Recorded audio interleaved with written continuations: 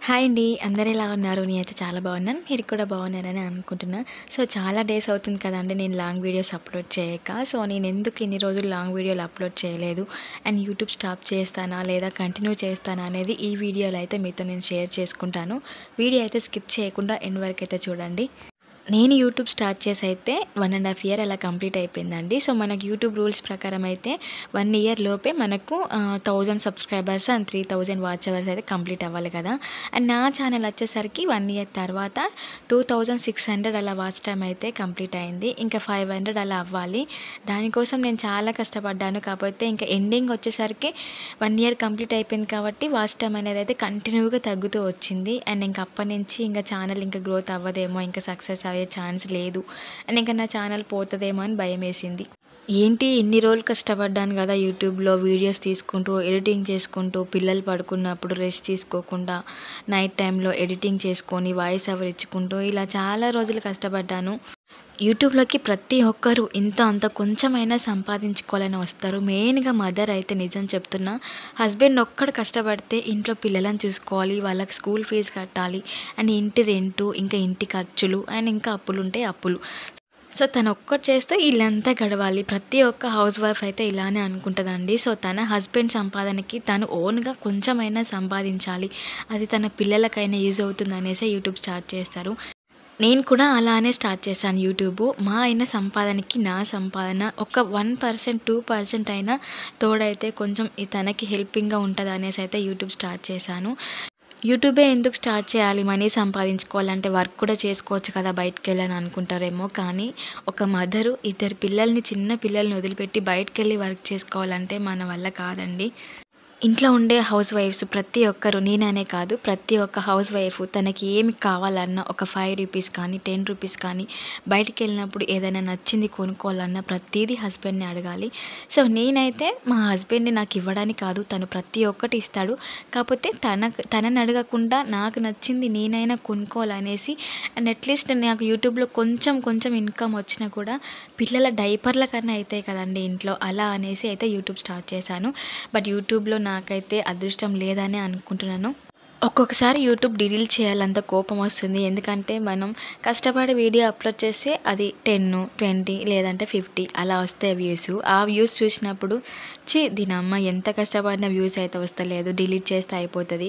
ఎందుకింత కష్టపడాలి ఇంటిని చూసుకుంటూ, పిల్లలను చూసుకుంటూ, day and night video shoot చేసుకుంటూ, ఎడిటింగ్ చేసుకుంటూ, అప్‌లోడ్ చేసుకుంటే కష్టపడ్డ దానికి ఫలితం లేకుండా పోతుందని అనిపిస్తది. కానీ మళ్ళీ ఏమనిపిస్తదంటే ఇన్ని రోజులు కష్టపడ్డా కదా! కొన్ని రోజులు ఆగి చూద్దాంలే సక్సెస్ వస్తుందో లేదో అని అనిపిస్తది. సో, అలా చాలా టైమ్స్ అనిపించింది. కానీ డిలీట్ చేయలేకపోతున్నాను. ఎందుకంటే పిల్లలయి చాలా పిక్స్ అండ్ ఫోటోస్ నాయి కానీ, మా హస్బెండ్ కానీ చాలా అప్‌లోడ్ చేసుకున్నాను. నాకు వీడియో సరేలే డబ్బులు రాకపోతే ఏంది, మెమరీస్ అని అలా ఉంటాయిలే అని నాకు నేనే ఒక్కొక్కసారి సర్ది చెప్పుకుంటూ వస్తాను. ఒక 3 మంత్స్ నుంచి అంటే ఇంట్లో ప్రాబ్లమ్స్ కావచ్చు, మెంటల్ స్ట్రెస్ కావచ్చు అండ్ పర్సనల్ ప్రాబ్లమ్స్ కావచ్చు. సో, వాటి వల్ల వీడియోస్ అప్‌లోడ్ చేయలేకపోతున్నాను అండ్ షూట్ చేసుకోలేకపోయాను. అలా చాలా గ్యాప్ రావడం వల్ల ఇంకా లాంగ్ వీడియోలు చేయాలి అనే థాట్ కూడా నాకు రాలేదన్నట్టు. సో, ఇంకా అప్పుడప్పుడు ఇలా షార్ట్ వీడియోలు అయితే షూట్ చేసుకొని అప్‌లోడ్ చేసుకుంటున్నాను. అండ్ ఇంకా మిమ్మల్ని నేను అడిగేది ఏంటి అంటే, నాలాగా చాలామంది యూట్యూబ్ చేస్తున్నారు కదా!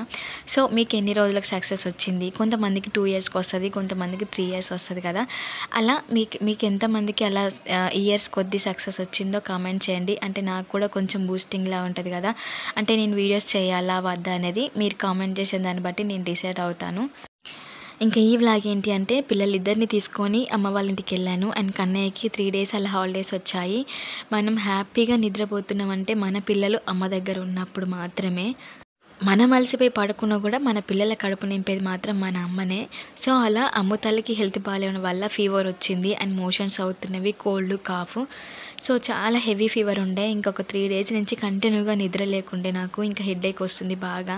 అలసిపోయాను ఇద్దరు పిల్లలతోని. ఒక్కొక్కసారి చూసుకోలేక కూర్చొని ఏడ్చిన రోజులు కూడా ఉన్నాయి.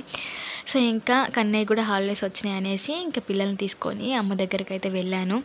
సో, కన్నయ్య అంటే ఓకే. పర్లేదు బానే ఉన్నాడు. కానీ అమ్ము తల్లే అసలు ఇడ్లీ కూడా తినట్లేదు. కనీసం వాటర్ కూడా తాగట్లేదు. పోనీ నా మిల్క్ తాగుతుందా అంటే అలా కూడా తాగట్లేదు. ఇంకా తను కొంచెం ఇష్టంగా తాగేదంటే మజ్జిగ. ఆ మజ్జిగ కూడా చేసి తాగిపిస్తే గ్లాస్ తీసి నా మొఖానేసి కొట్టింది. ఇంకేం చేయాలి చెప్పు? తనని చూసుకోవడం అయితే నా వల్ల అస్సలు అవ్వట్లేదు. కూర్చొని కొద్దిసేపు ఏడ్చి మళ్ళీ అదంతా తుడుచుకోవడం తప్ప ఇంకా నాకు ఏది దోచలేదన్నట్టు ఇంకా అప్పటికప్పుడు రెడీ అయ్యి పిల్లల్ని తీసుకొని అయితే వెళ్ళాను. ఇంకా మా ఇంట్లో అయితే నేను ఇంకా టిఫిన్ చేయలేదు. నార్మల్‌గా బ్రష్ చేసుకొని, ఫేస్ వాష్ చేసుకొని, ఇంక స్నానం కూడా చేయకుండా వాళ్ళిద్దరిని రెడీ చేసి అయితే తీసుకొనెళ్ళాను. నేను వెళ్ళేసరికి అమ్మ మామూలుగా టమాటా కర్రీ చేసింది అండ్ రైస్ వండింది. ఇంకా అమ్ముతల్ని ఎత్తుకుంటే నేనైతే అన్నం తినేసాను. ఆకలైతుందనేసి అప్పటికే లేట్ అయిపోయింది. 11, 12 అలా అయింది. ఇంక నేను తిన్న తర్వాత అమ్ముతలకి అన్నమేసి పైకెళ్ళి స్లాప్ అంతా తిప్పుకుంటూ ముచ్చట్లు పెట్టుకుంటూ తినిపిస్తది. సో, అలా తినిపిస్తే కొంచెం అలా తిన్నదంట. ఇంక కిందికైతే వచ్చేసిర్రు. పిల్లలెళ్లారంటే అసలు ఇల్లులాగా ఉండదు. ఒక్క సామాను ఒక దగ్గర ఉండదు. ఇల్లంతా పరిసి ఆడుకుంటూనే ఉంటారు.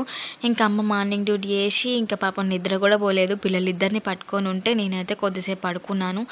ఇంకా పిల్లలిద్దరికీ స్నానాలు చేపిచ్చేసి ఇంకా అమ్మ తలనైతే ఇలా రెడీ చేసి పెట్టిందన్నట్టు. తనేమో పూలు పెడితే అసలు ఉంచుకోదు. కానీ అమ్మకేమో తనకు పువ్వు పెడితే బాగుంటుందనేసి ఇష్టము. సో, తను పెట్టిన కొద్దీ ఆమె తీసి పారేస్తూనే ఉన్నది. చూశారు కదా ఇక్కడ అమ్మ తల్లి ముఖం అసలు కొంచెమైనా స్మైల్ ఉన్నదా? తన ఫేస్ చూడండి ఎంత డల్‌గా ఉందో. తను నవ్వించడానికి మా అమ్మ ఆడిన ఆట లేదు, పెట్టిన ముచ్చట లేదు.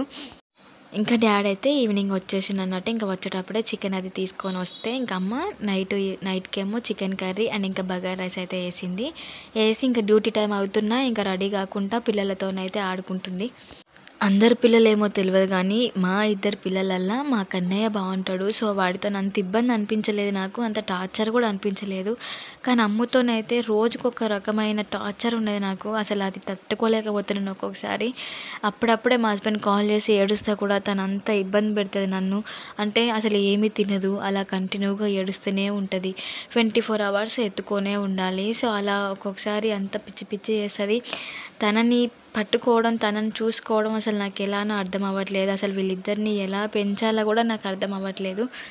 కన్నయ్య చాలా తొందరగా పెద్దగయ్యిండు అనిపిస్తుంది. వాడితో నాకంత ఇబ్బంది అనిపించలేదు. ఈ అమ్ము తల్లేమో నాకు అస్సలు అర్థం అవ్వట్లేదు. తనకి రోజు రోజుకి మనసు పెరుగుతున్న కొద్దీ తన చిరాకు, అల్లరి అంతా ఏందంటే డిఫరెంట్‌గా బిహేవ్ చేసేది తను. అంత క్రాంకీగా ఎప్పుడు అలానే ఉంటది తన మూడు. తిన్నా అలానే ఉంటది, తినకపోయినా అలా ఉంటది. పిల్లలు తింటే కొద్దిసేపు పడుకుంటారు కదా! మా అమ్ము తల్లి అలా కాదు. అస్సలు పడుకోదు. నైట్ టైమ్‌లో నిద్రపోదు అండ్ డే టైమ్‌లో నిద్రపోదు. అంటే అప్పుడే పుట్టిన పిల్లలు అంటే 3 మంత్స్ లోపు ఎలా ఏడుస్తారు నైట్ అంతా కంటిన్యూగా ఏడుస్తూనే ఉంటారు కదా! సో, అలా చేస్తదన్నట్టు. ఇప్పటికి 2 ఇయర్స్ అవుతుంది తను పుట్టి. కానీ ఏ రోజు కూడా కంటిన్యూగా తను పడుకున్నదే లేదు. మంచిగా నిద్రపోక ఒక 2 ఇయర్స్ అవుతుందండి నిజంగా. అమ్మ తల్లి పుట్టిన కాడ్నుంచి రెస్ట్ లేదు, నిద్ర లేదు. ఆమె నార్మల్‌గానే అలా చేస్తదంటే ఇంకెప్పుడైనా ఫీవర్ గానీ, ఇలా హెల్త్ బాలేనప్పుడు ఇంకా ఆ టార్చర్ తట్టుకోలేను. అందుకని అమ్మ దగ్గరికొచ్చేసినాం. ఇద్దరు పిల్లలున్నప్పుడు ఒకరు మంచిగుంటే ఒక్కరైనా ఇలా అల్లరి పిల్లలుంటారంట. సో, అలా మా అమ్ము తల్లి. మీ పిల్లలల్లా ఎవరైనా ఇలా బిహేవ్ చేస్తారా? కామెంట్ చేయండి. అండ్ ఇంకా నైట్ అమ్మ డ్యూటీకెళ్ళిన తర్వాత డాడీ ఇంక అమ్ము తల్లి ఏం తింటలేదనేసి కొంచెం పెరుగు తీసుకొనొచ్చేసిండు. ఆ పెరుగు అన్నం తినిపియడానికి తాత మనవరాలతోని ఇలా ఆడుకుంటున్నాడు. అయినా కూడా తను అస్సలు ఏం తినలేదు.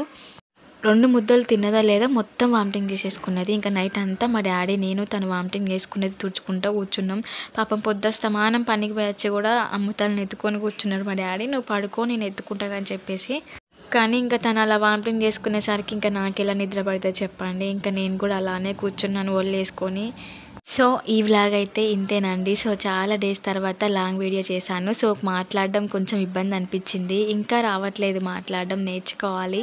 అండ్ వ్లాగ్ మొత్తం చూసారు కదా! సో, మీకేం అర్థమైంది, మీకు ఎలా అనిపించన్నది నా కామెంట్ సెక్షన్‌లో కామెంట్ చేయండి. అండ్ వీడియో కనుక నచ్చితే లైక్ చేయడం మాత్రం అస్సలు మర్చిపోకండి.